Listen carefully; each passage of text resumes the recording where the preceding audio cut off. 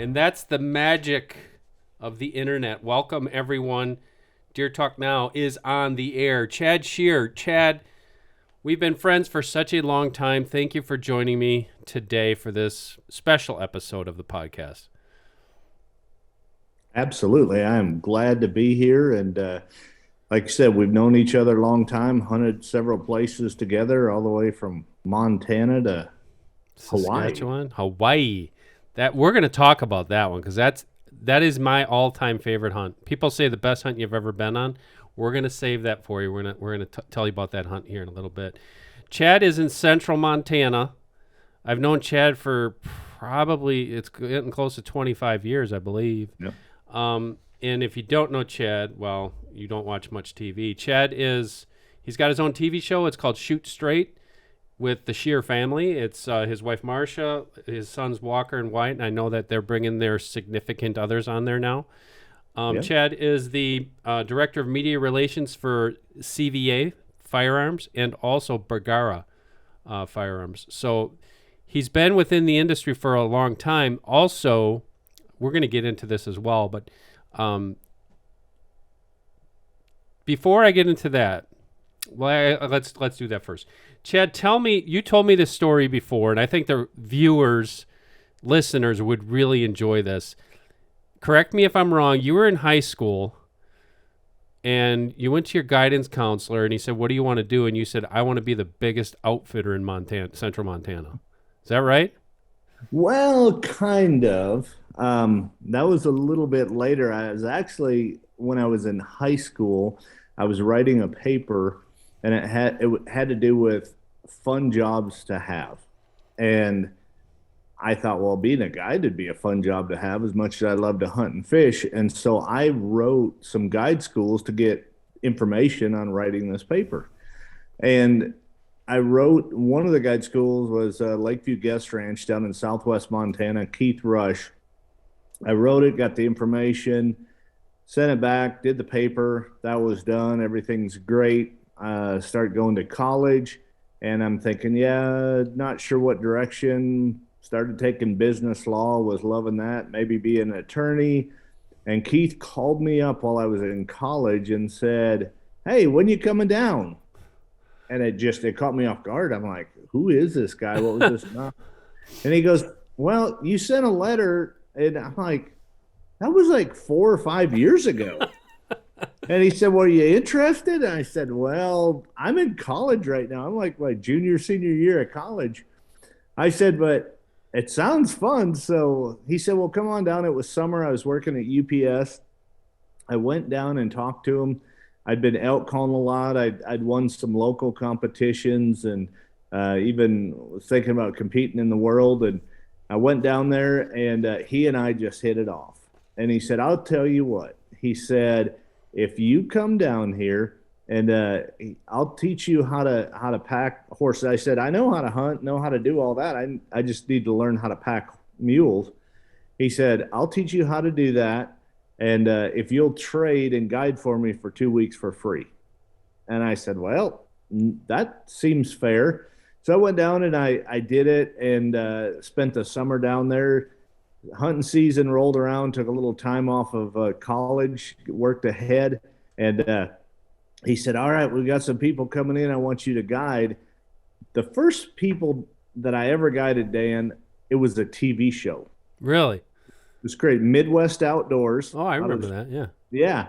And so I get out there the first morning. I'm 21 years old. And he's like, "You're my best elk caller, and we got TV, so I want you to look good out there." I'm like, "I've never guided anybody." He goes, "Oh, you got this." So we went up on the horses. I tied up in this bowl. I let out a bugle. A bull answers me, and he comes screaming into 20 yards.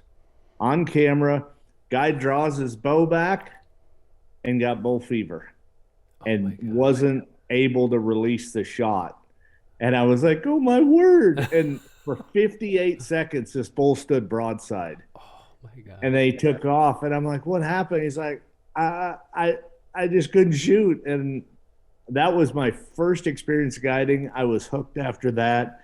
And I did all the things to become one of the youngest outfitters ever licensed in Montana. and that was almost 30 years ago. And you did that for how long? How long did you do the outfitting?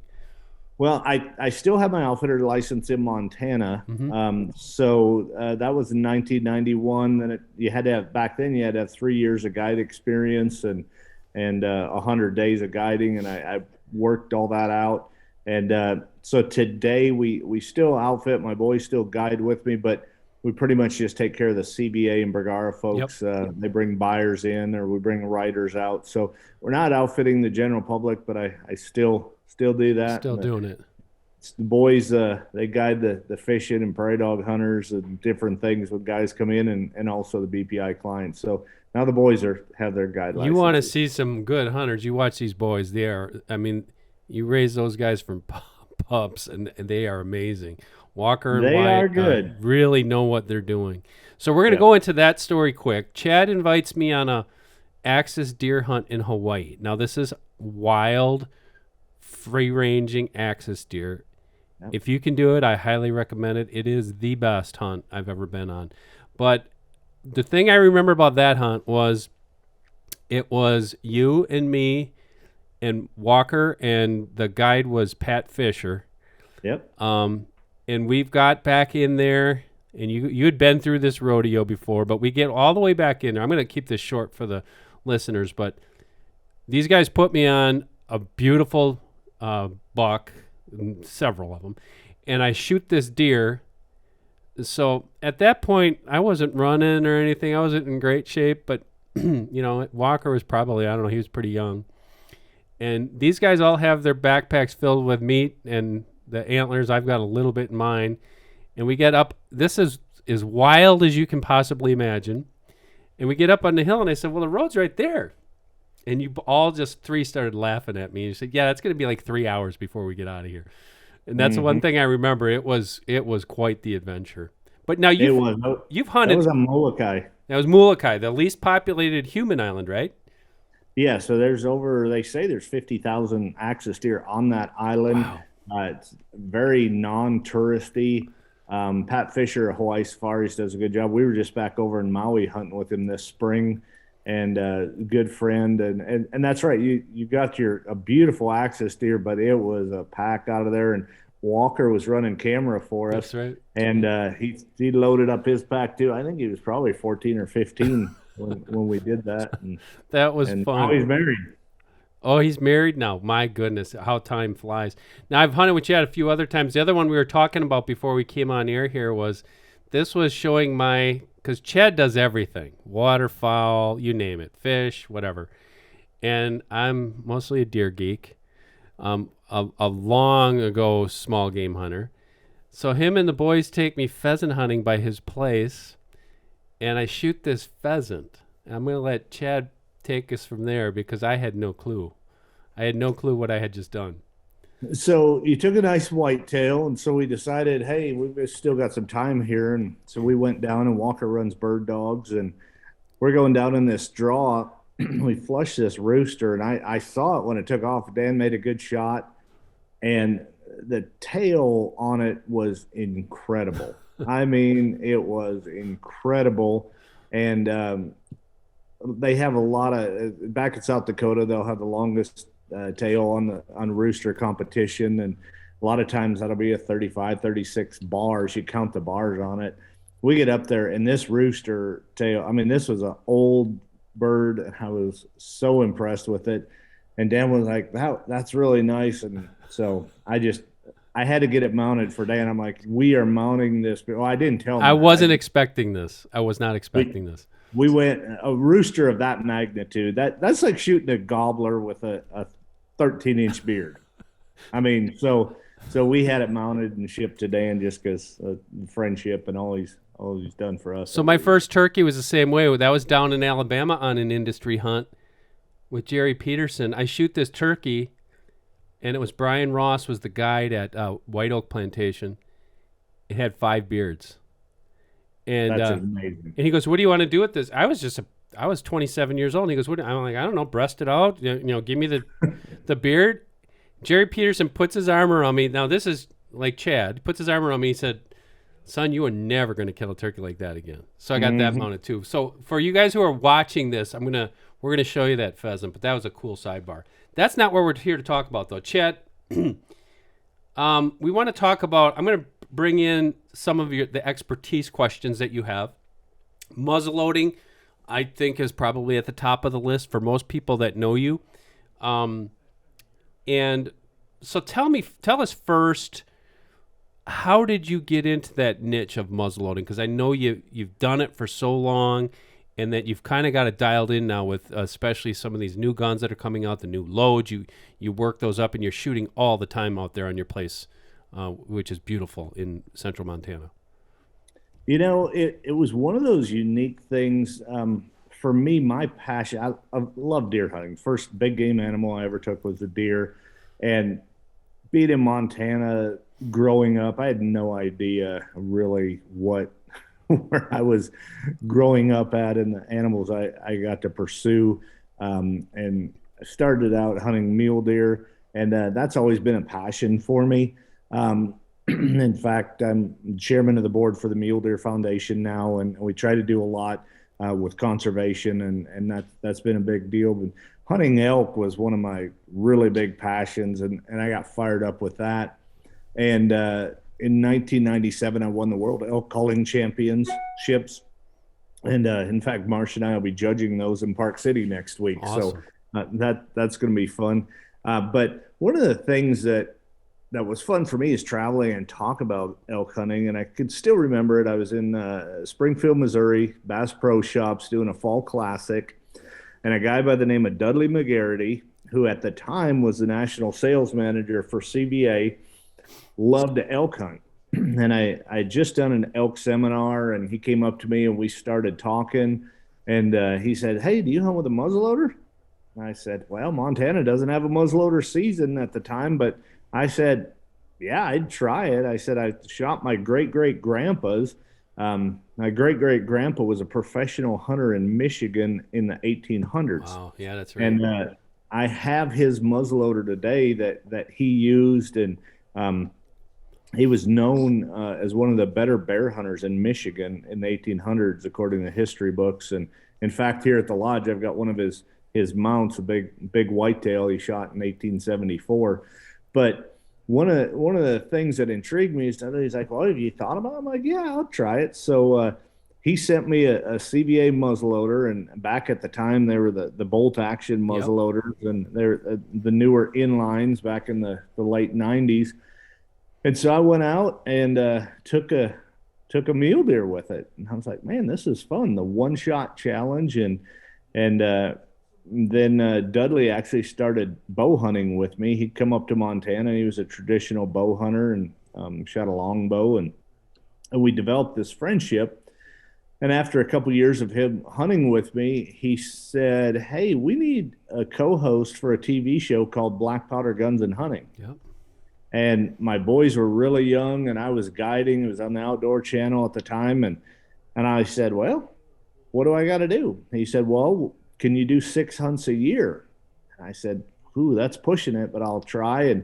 And it was O'Neill Williams was the other co-host of the show, and he said, "We want you to do the adventure hunts." Well, that was right up my alley. He goes, "I know you could shoot stuff." So they started having me hunt with a muzzleloader, and just fast forward it to today, 20 years later, I've hunted on 5 continents with a muzzleloader, taken Cape buffalo in Africa with a muzzleloader, Dall sheep, caribou, just you name it, hunted axis deer in Hawaii, and it's been a lot of fun.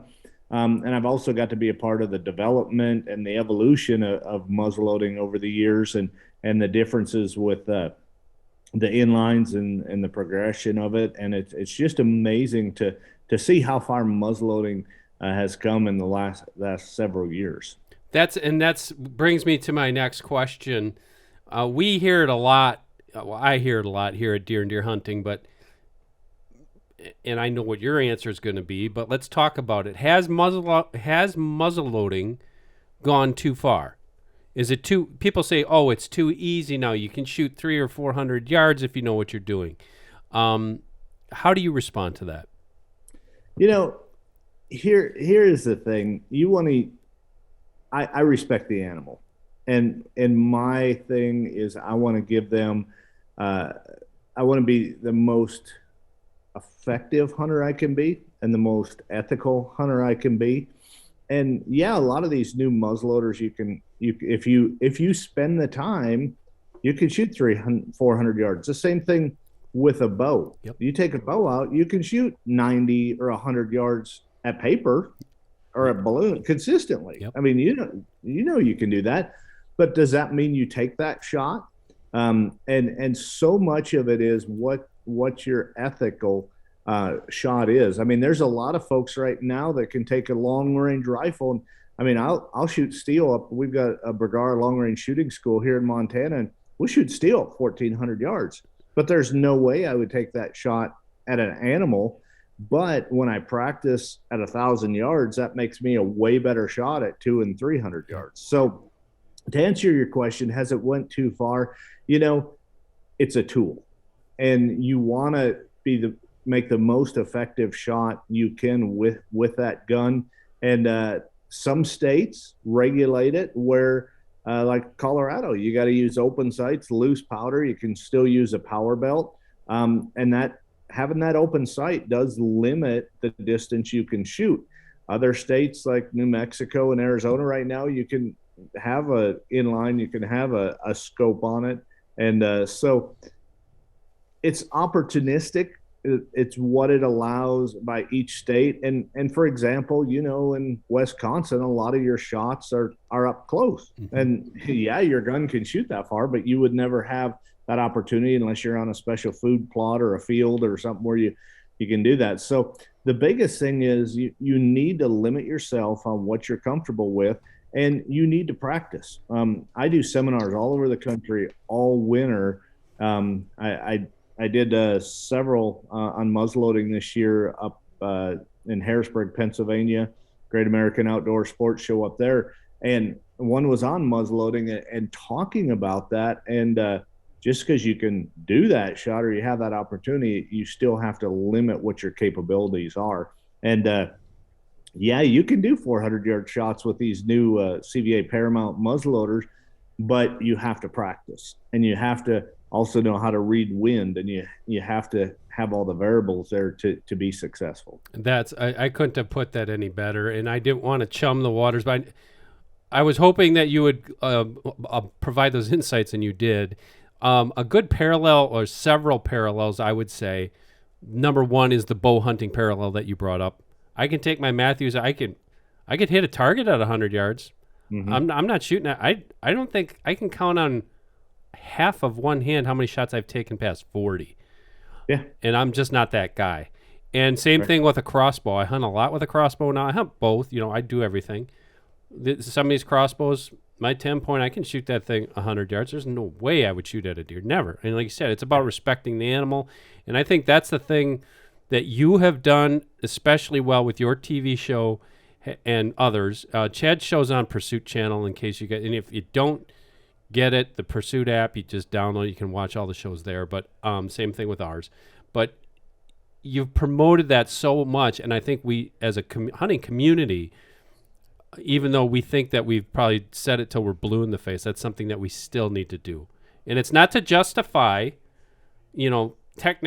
technological advancements. There's always going to be advancements. Look at probably the compound bow that you started with. The compound bow that I started with looks like a 2x4 compared to what we got today.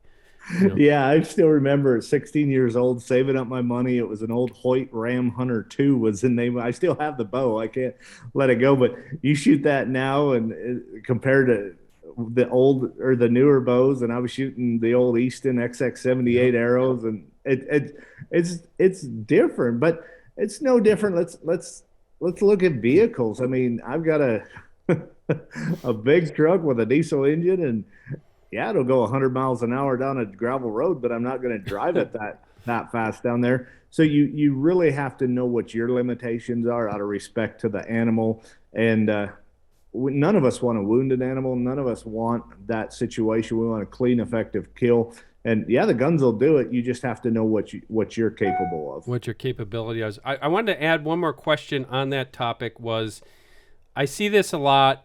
If you Google, muzzleloading seasons in the United States, you're going to come up, and I know CVA has this on their website, but you're going to come up with a map where half the states are 45 caliber, half the states approximately are 40 caliber restriction. Like you have to have a 40 caliber or 45 or better.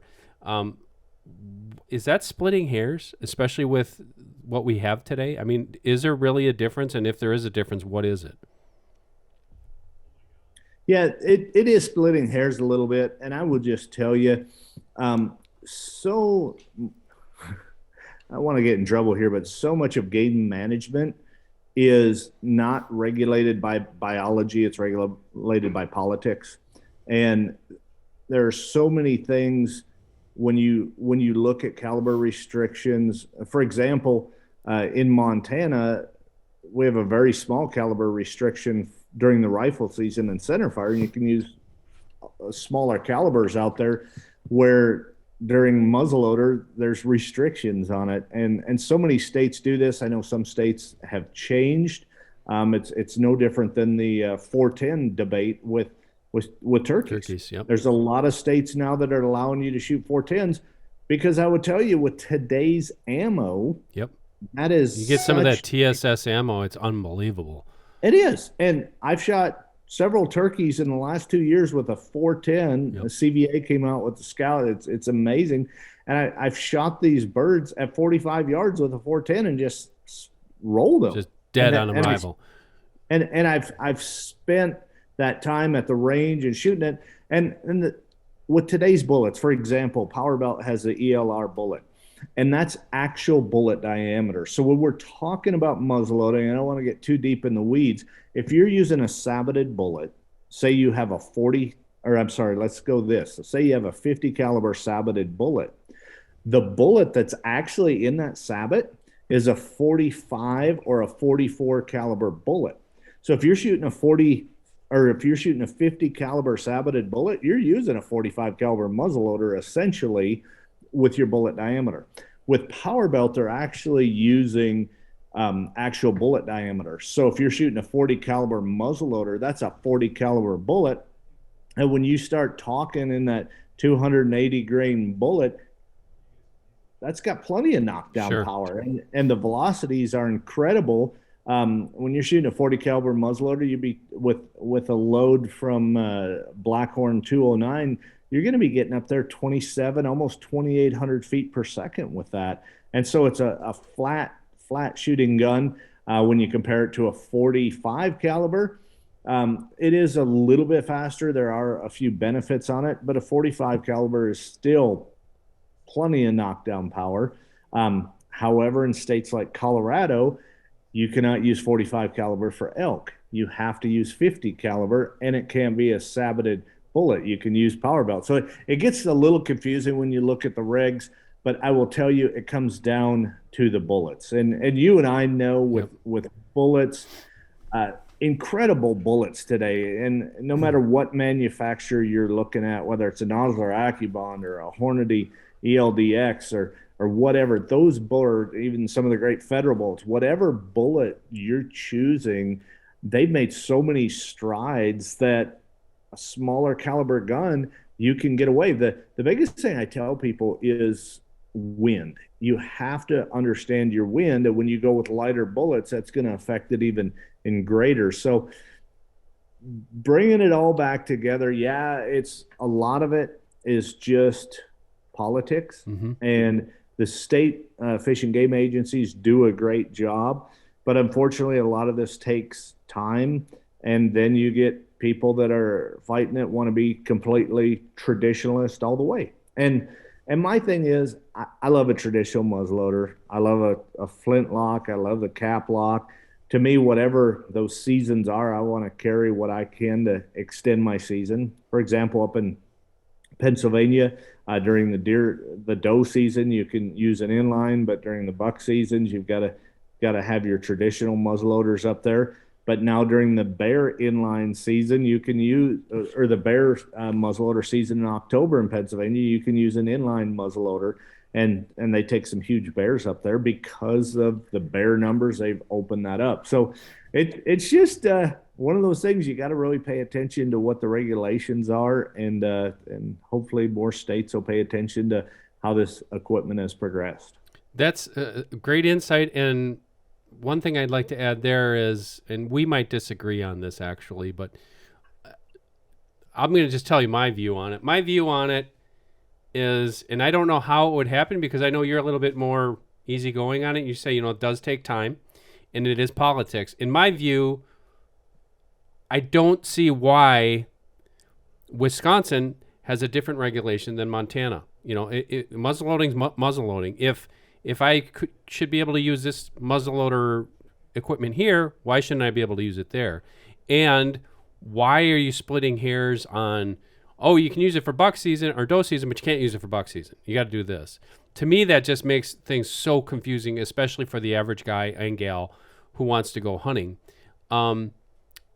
So my question for you, Chad, is, do you think, and I don't even know if this is possible, but do you think there should be uniform hunting regulations in the country for things like muzzleloading or things like crossbow hunting or just deer hunting in general? Like, if there's going to be a separate season, here are the parameters. Well, you could take it even one step further, and I'm opening a huge can of worms for you right here, but you also get into the compound bow versus crossbow debate. Yep. For example, Montana, we don't have you can't use a crossbow. They're trying to make some stipulations with people who've had injuries and different things, but it is one of these things. Each state is governed. Each state has their people that have that opportunity to vote and have that opportunity to lobby. It would make it simpler. I would not disagree with you to make it simpler. But as you know, different parts of the country, it's you and I have been fortunate to hunt all over, and there are different things that make sense in different places. It's no different than when you get into Michigan and areas like that. You start talking straight wall cartridge, Yep. calibers. Ohio. Mm-hmm. Ohio and some of these, and those are safety issues they feel versus hunting with a muzzleloader. So, where that in Montana, a straight wall cartridge, it doesn't really make sense for us because we've got wide open spaces. Wide open, and you've got hundreds of yards to shoot. And lower populations. I mean, we've got a little over 1 million people in our whole state, where in some of these urban areas, you have that many people surrounding a city. So, I think that would be very difficult when you're trying to regulate a state that has a lot of farms and a lot of people in closer proximities. You see that in Iowa with some of their shotgun seasons and their muzzleloader seasons and so forth. And so it's one of these things that you have to really pay attention to what's allowed. And for example, at CVA, we started making some single shot straight wall cartridges. We also now have the bolt action, and I was amazed. I was in Iowa in December, and the different people that were using bolt action rifles with a straight wall cartridge because they said, "Oh, I just want another shot." Right. And I was hunting with my muzzleloader there because I'm very confident with it. But just to see that evolution and opportunity, and I know that manufacturers pay attention to it. Sporting goods stores pay attention to it, and that has driven specific calibers like 450 Bushmaster, the 350 Legend. It has taken and driven people to those calibers because of this. They want the ease of use, and they want to make the best shot they can. And the same thing goes today as we have an aged hunter on there. Yeah, we're seeing that. With COVID, we saw a big spike in new hunters out there, which was great to see those new hunters. Hope COVID wasn't great, but seeing more participation out in the field. And so there's a lot of people that were doing the same thing with crossbows. They're like, oh, I'm older. you would not believe the people I talk to that have had shoulder injuries Mm-hmm. that can't draw a bow back, but they still want to be there. And one of the things that I've said this for 20 years, and whether people like it or not, we're all hunters. On our last name, if we're a bow hunter, a muzzleloader hunter, a shotgun hunter, rifle hunter, traditional hunter, whatever you are, your last, I don't care if you use a knife, your last name, you have a hunter in it. And we need to join together. We need to be as one. We need to support each other and not badmouth each other because one person says, well, I want to use a longbow, and the other person says, well, I want to use a crossbow. As long as you're out there in God's great outdoors and you're out there spending time and you're supporting the industry, supporting conservation and getting the next generation involved, because there are a lot of people that have no clue what hunters do and the meat that it provides. I mean, this week I had elk backstrap, I had deer backstrap, we had elk burger. I mean, we eat that meat, we love that meat, but so often we get bickering amongst ourselves on, well, he got to use this and he got to use this, instead of saying, you know what, get out there. We are a minority. I mean, when you look at the actual numbers, when there's under 20 million hunters versus the whole population in America, let's face it, folks, we need to all join together. That's a mic drop moment right there from Chad. That was awesome. So you're talking about eating. Now I'm hungry because I know your kitchen's right there, and Marsha's like one of the best cooks in the world. But okay, so you cannot hunt Montana. I'm telling you right now, you can't hunt Montana ever again. Which state is most deer hunter friendly in your opinion? Now, what do you mean by deer hunter friendly? Yeah, I leave that up to you. The interpretation is going to be up to you as far as regulations, as far as ease of finding a place to go, or maybe just the most enjoyable experiences that you've seen. So there are so many great states out there, and I love hunting them all.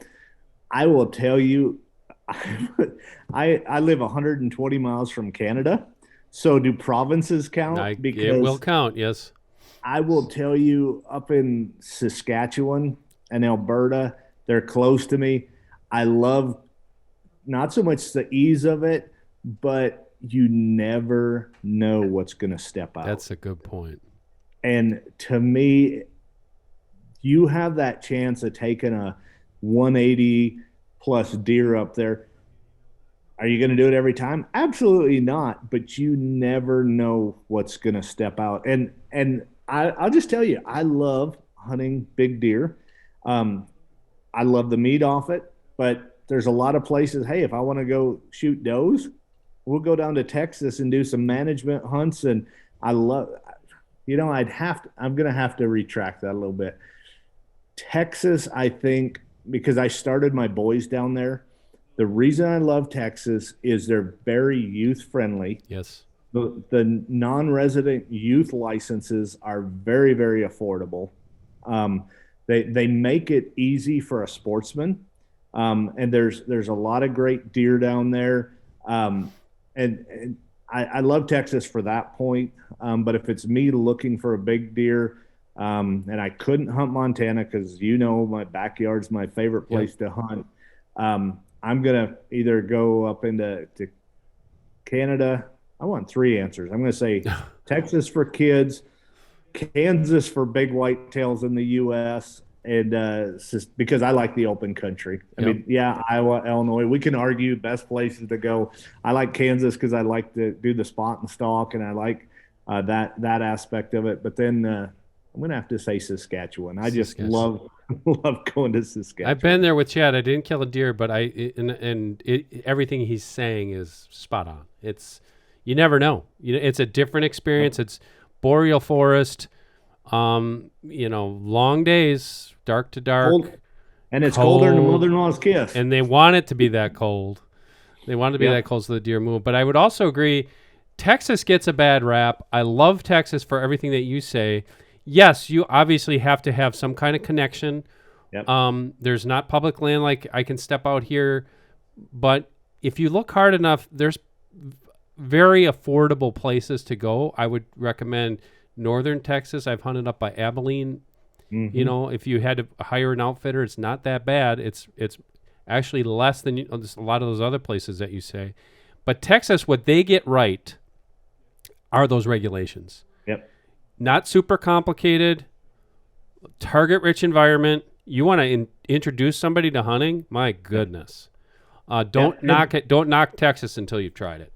Well, and the kids also get turkey licenses with it, and they can shoot pigs. Yep. And I'll just tell you, I love hunting pigs. Oh, it's awesome. I am crazy like that. I think as part of it in Montana, we don't have pigs to hunt, but I love hunting pigs. And you're gonna think it's bad of me, but I see a 120, 130 whitetail, and I see a big old pig coming in. I'm probably gonna shoot the pig. Shoot the pig. I love that too. Florida and Texas for hogs. Yeah. Unbelievable. Man. Hey, we know what that sound means. It means we're going to take a break to thank one of our sponsors. Today's episode of Deer Talk Now is brought to you by Easton Archery and the all-new 5mm Autumn Orange FMJ. Celebrating Easton's 100 years in archery, the 5mm Autumn Orange FMJ is a fresh take on an old favorite, featuring Easton's exclusive FMJ arrow technology and finished with the classic Easton Autumn Orange anodized finish. This limited edition offering gives archers a modern arrow with a throwback nostalgia to arrows they may have never put in their quiver before. I did. I had those original Autumn Oranges when I was younger.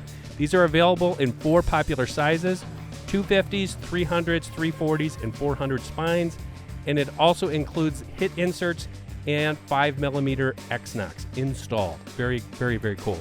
I will be shooting these arrows in that throwback Autumn Orange while hunting for Deer and Deer Hunting TV this year on our Pursuit Channel shows. You might already know I'm a big fan of the FMJ line. To begin with, these arrows are skinny, they're straight, and they pack a punch. My particular setup, those arrows are 11.3 grains per inch. Plenty enough power I'm getting there on downrange kinetic energy, even though I'm only shooting 54 pounds. This adds up to a mighty wallop downrange on whitetails. Check them out at your nearest Easton Arrow dealer or visit eastonarchery.com for more information. Let's get to a couple more questions. A couple of these I actually pulled off of our Facebook page. I asked people just to send in questions. A couple more that are firearm related. Let's start with the muzzleloading one. What's the most important thing to look for in a muzzleloading optic? So like a scope for your muzzleloader, what's the most important thing to look for? First, you want something that has quality, that's going to hold up. I have said this for years in my seminar: buy the best optic you can afford. That's bottom line. And for most of us, we own multiple guns, multiple muzzleloaders, and so it can get quite expensive. And if you go on up there, a lot of times your optics are more expensive than the gun. So I tell people to buy the most affordable ones. I've worked with Konas for years. There's a lot of the scope combinations on the CBA muzzleloaders. I've had very good success with those scopes. If you're going to be hunting in an area, say you're using a CBA Wolf or an Optima, the entry-level type muzzleloaders, or even Acuras, know where you're going to be hunting and shooting. And you say, well, my longest shot is 200 yards. Well, then you really don't need to have all the turrets and all the fancy stuff on there. But if I'm shooting a muzzleloader where I want to get out there to 300 or 400 yards, dialing my dope on the gun definitely makes a difference on that. So there's a lot of muzzleloader scopes that will have the ballistic reticles built in. Yep. And those are good, but I encourage you to verify them. Always take your gun out there with your load and verify them to make sure they're good. Okay, excellent. Another muzzleloading question is, in your view, what are the two most the word is important. I don't think it needs to be important. two most important and or interesting advancements in muzzle loaders or muzzle loading. Now, this doesn't have to deal with the guns. It could deal with the other things, the powders or whatnot, in, say, the past 5 years. What do you think has really improved the muzzle loading experience? I'll tell you, it goes back a little further than that. It goes back to the inline muzzleloader. That was the biggest advancement. And then you talk about your actions, like the CVA Acuras and the Wolf, the Optimus. They are a brake action. Yep. So it makes it very easy to clean. That's one of the things that people need to realize is even with today's clean burning muzzleloading powders, you need to clean them before you store them. And you can get corrosion built up. One thing I do know, and I'm just speaking as you know, I work with CVA, is the nitride barrels. That nitride barrel, nitroferric carbonization, actually hardens that steel. And we have Cerakote on the outside of the barrels, which is great for weatherproofing. But that the barrel's nitrided first on our guns. And when that's nitrided, that allows the inside of the barrel to resist corrosion heavily. But so nitride is a big thing. The other thing, but you still have to clean them. Let me stop you there for a second, Chad. So is nitride, is that an application or is that just a process of making the steel? No, that's actually after everything's done, it's actually dipped, and it changes the hardness of the steel. Okay. And so it's not an application like Cerakote. Cerakote, you spray on it, it's baked. Cerakote's a great product, but this is done prior to that, and it actually does the inside of the barrel. Because if you just Cerakote the outside, yeah, that helps you, but a lot of your corrosion happens on the inside. So that is a big thing. The powders, like Blackhorn 209, that's been great. And power valve bullets have been around, but they've changed their ballistic coefficiency. They've done a lot of different things with this new ELR bullet that I'm very, very impressed with. And I can't say enough about that. And then one of the biggest things that I've seen is this new Paramount from CVA, and now we have the Paramount HTR, which stands for Hunter. It has one of the things that a lot of folks don't realize is getting that gun to fit you properly. Mm-hmm. And so it has an adjustable comb on that stock so that you can get a good cheek weld and you avoid scope shadow. Scope shadow is something a lot of people don't realize, but it can really affect your shooting if you don't have a full clear sight picture when you shoot. If that gun doesn't fit you right, especially if you've got young people out there. So I think the advancements with the stocks and advancements with all of that make it really important. The other thing that CVA did on these Paramounts and on some of our new Acura models this year with the MRX and the LRX is you won't see the ramrod attached to the barrel. And what we have found by doing a lot of testing is by removing that ramrod from the barrel, it makes it more of your free-floating barrel, and it increases your accuracy. It changes those barrel harmonics on there. So if you look at the long-range muzzleloaders and you look at our new LRX, MRX, you're going to find that ramrod is in a pouch that you carry on your side, so that, and it's a collapsible ramrod, so that it allows that to be free-floating and more accurate. That's very interesting. Wow. Okay, I promised everybody. Excuse me, I have to. I have to clear my throat. I wasn't doing all the talking, but I promised everybody to keep these to 45 minutes, and I'm going to do that.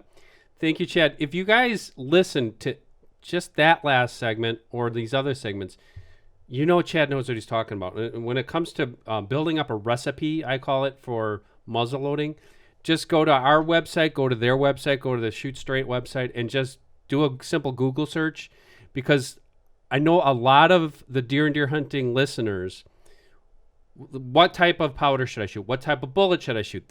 I cannot give you one answer. And Chad builds this out, and he's got examples. He's written for us for several years. And he will tell you, well, okay, here's the the recipe I used out of this gun, or here's the recipe I used out of this gun. That gives you a starting point. So, and I know a lot of people want those. Just go in the search bar. You're going to find it. Chad, I want to end here with just tell us a little bit more about Shoot Straight. What's in store for this season? Everybody can watch that on Pursuit Channel, and you're going to have to give me the days and times because I don't remember. I think it's Tuesdays and Thursdays. Yeah, absolutely. Tuesday afternoon, Thursday night, 10:30 Eastern time is our prime time on that. You can also watch it on Pursuit Up TV. A lot of exciting shows this year, from hunting Montana, going after mule deer. Whitetails. Walker takes his biggest whitetail this year. Nice. In Montana, a 169 7/8 inch buck. Just incredible deer with the CVA Cascade. And so that's exciting. And just like you're doing podcasts now, Wyatt talked me into it, and we're on our 5th episode. So we have Beyond the Big Sky, and we'll get into more in-depth muzzleloading stuff with that. And we talk about how even a deeper look at the boys growing up in the outdoors and just having fun with that. So we're definitely going to point people over to your podcast. Yes. and what you're doing, because it's fun. I mean, it's amazing the comments people make, and it just helps pass time when you're driving and listening, and it's a great avenue. I really appreciate you having us on here, it's super. I appreciate your friendship over the years, and what your magazine does, and how it informs people, and it's just you guys always do a super job, and I'm just proud to call you friend. I appreciate it, Chad. And the feelings are more than mutual. Again, check out, there's several websites here to check out: Shoot Straight TV, CVA Firearms, Brigard Rifles, and Pursuit Channel for all those television shows. So we're going to end it there. Chad, thank you again. And for Chad Schearer, I am Dan Schmidt. Thank you for joining us for Deer Talk Now, and we are going to catch you next time. This episode is brought to you by Drop Tine Spirits and their premium 12-point bourbon whiskey.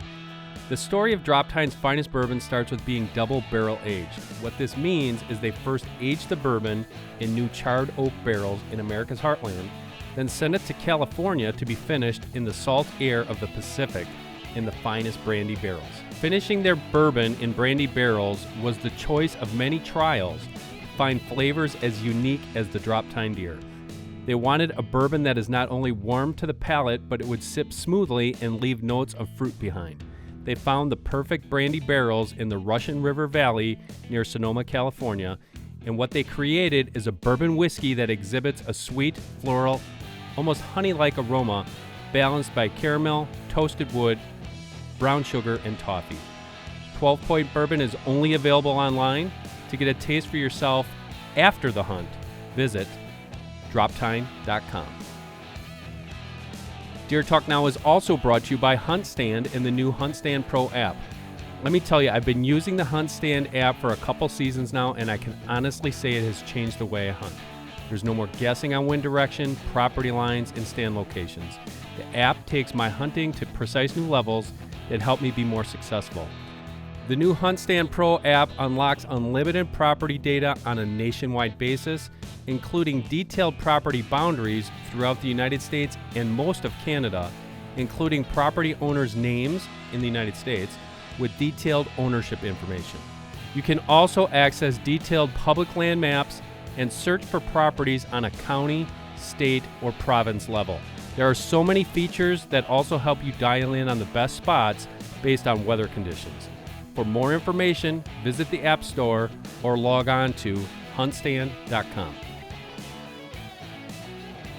This podcast is brought to you by Cuddyback Cameras.